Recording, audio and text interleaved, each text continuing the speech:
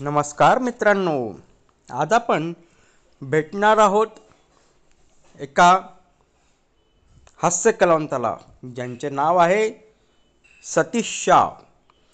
भारतीय चित्रपटसृष्टी आणि दूरदर्शन क्षेत्रात हास्याचा एक वेगळा अध्याय लिहिणारे नाव म्हणजे सतीश शाह.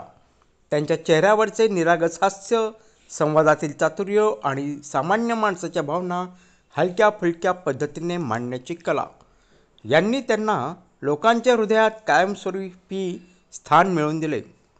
ते केवळ एक अभिनेते नव्हते, तर ते विनोद आणि संवेदनशीलतेचे एक अद्वितीय मिश्रण होते.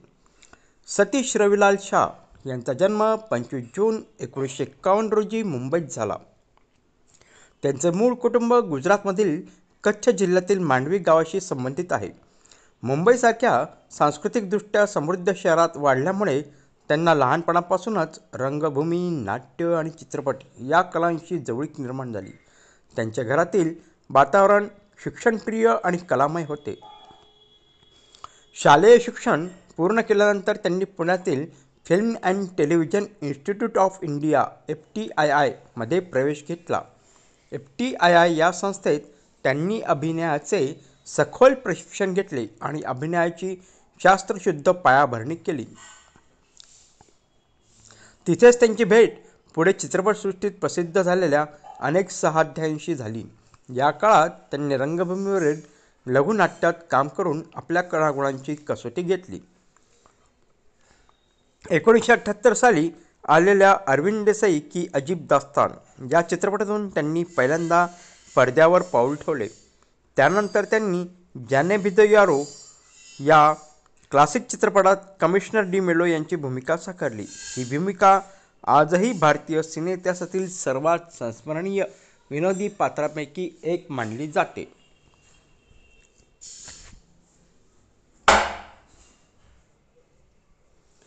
दूरदर्शन 1984 मध्ये प्रसारित झालेली मालिका ये जो है जिंदगी ही त्यांच्या कारकिर्दीतील मोठा टप्पा ठरली. या मालिकेत त्यांनी जवळपास प्रत्येक भागात वेगवेगळ्या व्यक्तिरेखा साकारल्या आणि प्रत्येक पात्राला त्यांनी वेगळा रंग, आवाज आणि देहबोली दिली. त्या काळातील मर्यादित साधनांमध्येही त्यांनी केलेला अभिनय आजही आदर्श मानला जातो. 80 आणि 90च्या दशकात त्यांनी सागर, कभी हा कभी ना, हम साथ साथ है, मैं हूं ना, कल हो ना हो, ओम शांती ओम यांसारख्या अनेक लोकप्रिय चित्रपटात काम केले. जरी त्यांची भूमिका अनेकदा सहाय्यक स्वरूपाची होती, तरी त्यांनी प्रत्येक पात्र संस्मरणीय केले. प्रेक्षकांना त्यांनी हसवलेही आणि विचार करायला भागही पाडले. दूरदर्शनवरील सर्वात लोकप्रिय कॉमेडी मालिकांपैकी एक म्हणजे साराभाई व्हर्सेस साराभाई. या मालिकेत त्यांनी इंद्रवर्धन साराभाई ही भूमिका साकारली. एक उपरोधिक, बुद्धिमान आणि प्रेमळ वडील.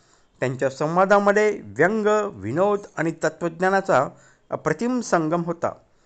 रत्ना पाठक शाह यांच्यासोबतची त्यांची ऑन-स्क्रीन केमिस्ट्री मालिकेचा आत्मा बनली. सतीश शाह यांच्या अभिनयाची खासियत म्हणजे सहजता. ते अभिनय करत नाहीत, ते भूमिका जगतात.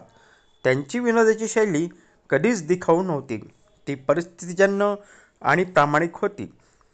त्यांच्या संवादापैकी थोडा उपहास, थोडेसे तत्त्वज्ञान आणि मोठ्या प्रमाणात मानवता होती. म्हणूनच प्रेक्षकांना त्यांचा अभिनय आपला वाटत असे. चित्रपट आणि TV याशिवाय त्यांनी रंगभूमीवरही काम केले. गुजराती आणि हिंदी नाटकात त्यांनी आपली उपस्थिती ठसवली.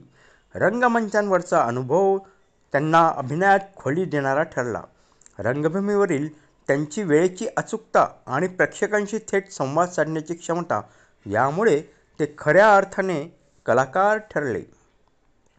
सतीश शाह हे फक्त विनोदकार नव्हते, ते समाजातील विडंबन ओळखणारे निरीक्षक होते. त्यांच्या अनेक भूमिका मध्यमवर्गीय माणसाच्या समस्यांवर भाष्य करत. ते म्हणायचे, कॉमेडी म्हणजे फक्त हसवणं नव्हे, ती समाजाचे आरसे दाखवण्याची पद्धत आहे. म्हणूनच त्यांचा विनोद कधीच हलका-फुलका न राहता अर्थपूर्ण ठरायचा. सतीश शाह यांनी 1982 मध्ये डिझायनर मधू शाह यांच्याशी विवाह केला.